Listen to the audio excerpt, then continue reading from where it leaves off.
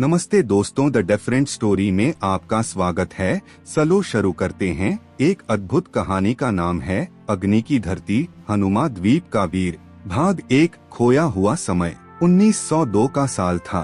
हिंद महासागर के बीच स्थित एक रहस्यमयी द्वीप हनुमा द्वीप, जो ब्रिटिश भारत के अधीन था।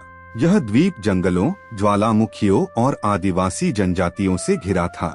वहीं एक युवा लड़का रहता था, राघव। उम्र लगभग 22 साल। उसका परिवार ब्रिटिश हुकूमत के लिए मजदूरी करता था, लेकिन राघव की आंखों में आजादी और खोज की चिंगारी थी। एक दिन जमीन कांप उठी। द्वीप के मध्य स्थित अग्निकुंड ज्वालामुखी फूट पड़ा। गांव में अफरा तफरी मच गई। ब्रिटिश अधिकारी तुरंत जहाज लेकर भाग गए, लेकिन आदिवासी और मजदूरों को छोड़ दिया गया। राघव अकेला नहीं था। उसके साथ थे माँ जानकी, छोटा भाई मनु और लगभग 50 अन्य ग्रामीण। भाग 2, जीने की जिद। ज्वालामुखी के फूटने से चारों ओर आग की बारिश शुरू हो गई थी।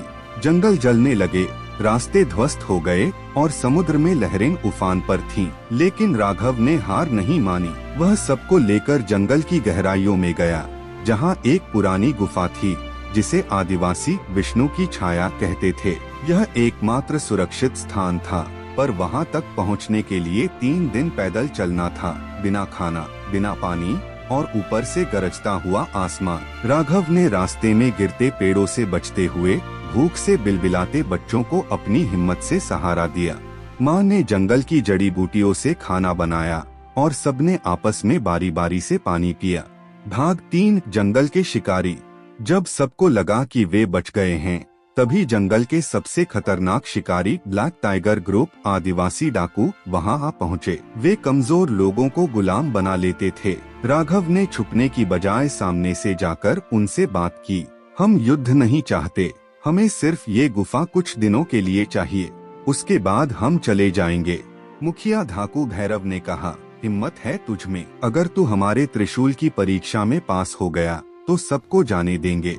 यह परीक्षा थी जलते अंगारों पर नंगे पांव चलकर सामने रखी विषैली मछली को पकड़कर वापस लाना। राघव तैयार हुआ। सबकी दुआओं के साथ वो आग के रास्ते पर चला, दर्द से कराहता, लेकिन रुका नहीं। उसने विषैली मछली पकड़ी और लौट आया। भैरव ने उसकी वीरता देख रास्ता दे दिया। गुफा अब सुरक्षित थी। भाग 4, समुद्र की चुनौती। गुफा में 7 दिन हो गए। अब भोजन और पानी समाप्त हो गया था। राघव ने एक योजना बनाई, समुद्र पार कर ब्रह्मद्वीप तक जाना, जहां ब्रिटिशों ने राहत शिविर बनाया था। लेकिन समुद्र तूफानी था, कोई नाव नहीं थी। राघव ने आदिवासी तरीकों से एक बांस की नाव बनाई। वह और 2 साथी मोहन और चिन्ना समुद्र में उतरे। बीच रास्ते में तूफान आया, चिन्ना बह गया, नाव पलटी, लेकिन राघव ने मोहन को बचाया और किसी तरह से किनारे तक पहुँचे। ब्रह्मद्वीप में उन्होंने ब्रिटिश कैप्टन से बात की।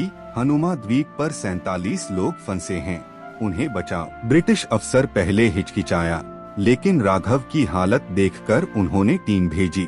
भाग 5, जीवन की जीत। 9वें दिन जब हेलीकॉप्टर और नावें हनुमा द्वीप पर पहुंची, वहां बचे हुए लोग बिल्कुल टूटे हुए थे, भूख, बीमारियां, डर और थकावट से। लेकिन राघव की वापसी से सबकी आंखों में आशा लौट आई। सभी को ब्रह्मद्वीप लाया गया। राघव को वीरता पदक मिला, लेकिन उसने मना कर दिया।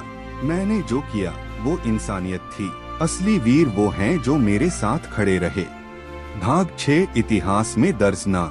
राघव की कहानी अखबारों में छपी, हनुमा का नायक। लेकिन उसने कभी प्रसिद्धि की इच्छा नहीं की। वह वहीं जंगलों में लौट गया और वहां के बच्चों को जीने की कला सिखाने लगा। आज भी अंडमान के द्वीपों में जब कोई बच्चा गिरता है तो उसकी माँ कहती है, राघव बनो, डर मत। कहानी का सार, यह कहानी सिर्फ एक जीवित बचने की नहीं है, बल्कि नेतृत्व, बलिदान और इंसानियत की सबसे बड़ी परीक्षा की कहानी है। राघव ने हमें सिखाया कि जब सब कुछ खत्म हो जाए, तब भी अगर हिम्मत बाकी है तो जीत अभी भी संभव है।